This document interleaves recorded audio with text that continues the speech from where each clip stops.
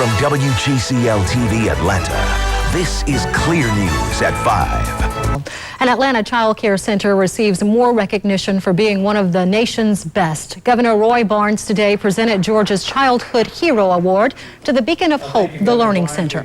The award is part of the Georgia Early Learning Initiative. The school has also been accredited by a national organization that only accepts the top centers in the country. The governor says schools like this one are key to Georgia's future success. These children that are here before us today are the future of Georgia. They are really the determination, the factor that will determine whether Georgia remains prosperous and whether Georgia continues to move forward. The Georgia Early Learning Initiative was created in 1999 to enhance the preschool care system.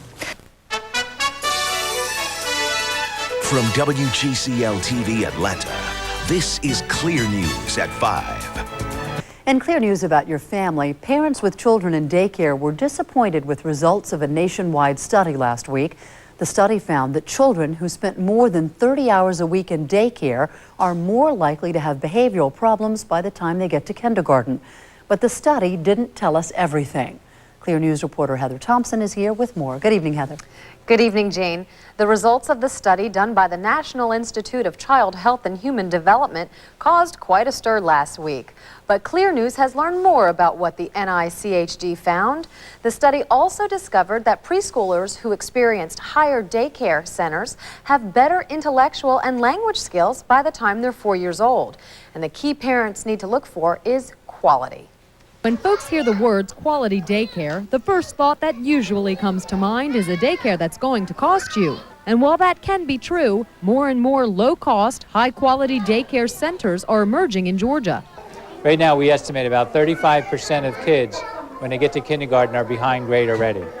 Bill Garrett is hopeful Georgia is on its way toward better care and education in Georgia. What Jelly is trying to do, the Georgia Early Learning Initiative, is to provide incentives for centers to get to higher levels of quality and for parents to choose higher levels of quality, but also to make it affordable. Beacon of Hope is a Jelly success story. Within just 3 miles of the facility, there are over 10,000 single mothers, many of them without a formal education. 99% of these single mothers can't afford to send their children to a high-quality daycare. But Angela Knight is able to send her daughter to Beacon of Hope because of state subsidies. So it's like I'm waking up smiling every day. My daughter's in daycare. Angela has had a tough time finding a steady job. But because of Jelly's assistance, 3-year-old Shakimia isn't going to suffer. She's getting high-quality care that's essential to a child's development. The difference is that kid that's going to kindergarten that hadn't been a quality program won't even be able to hold a pencil. They won't be able to form letters because they hadn't developed these skills. Experts say these skills not only prepare children for kindergarten, but will help them move beyond their parents' educational level.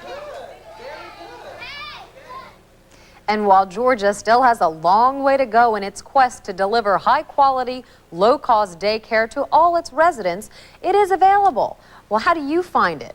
It's actually quite simple. You can call the United Way's 211 number, and they'll provide you with a list of centers that meet the criteria of the National Association for the Education of Young Children. Again, that number is a piece of cake, 211. Jane? Heather Thompson, thanks. If you'd like more information, you can log on to our website. It's WGCLTV.com.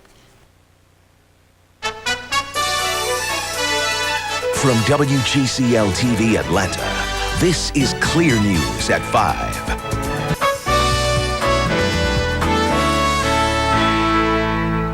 Turning a low-quality child care center into a high-quality center takes a lot of hard work, but it can be done. And tonight's Clear News About Your Family reporter Heather Thompson introduces us to a woman who not only transformed a daycare center, she exceeded what the state requires. Nestled in the middle of a crime-infested neighborhood is this daycare center. Without hope and prayer, Lydia Meredith says she wouldn't have been able to create this beacon of hope. The floors were torn carpets, and the carpets were urine infested. Just some of the non-compliance issues the center was facing in 1996. Teachers weren't trained. The center didn't meet safety or hygiene standards. It was no place for children, yet that's exactly what it was, a daycare center. They would feed children out of the same spoons and from the same plates. A former engineer, Lydia had no prior experience in early childhood education. But when her husband Dennis was hired as pastor of the Beacon of Hope Church, Lydia heard her calling. A lot of people see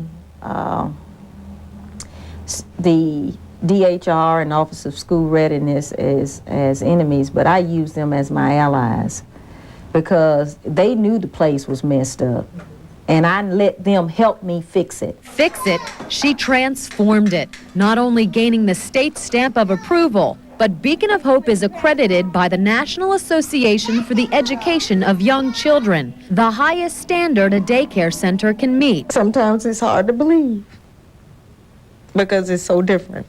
It took Lydia Meredith over 5 years to turn this center into what it is today, a haven for children, a beacon of hope. And Beacon of Hope is taking a holistic approach. They also work with the children's parents, offering job training classes and a GED program. They truly are changing the community around them, one family at a time. What a touching story. You just want to cry right along with her. Now, what can other centers learn from this to raise their standards? Well, you can do what Lydia recommended. Pool your resources. Get in touch with DHR. That's the Department of Human Resources and the Office of School Readiness, and ask them for help. They'll come out and provide a survey that will tell you exactly what you can do to improve the center. All right, great story. Thanks, Heather. Andrea.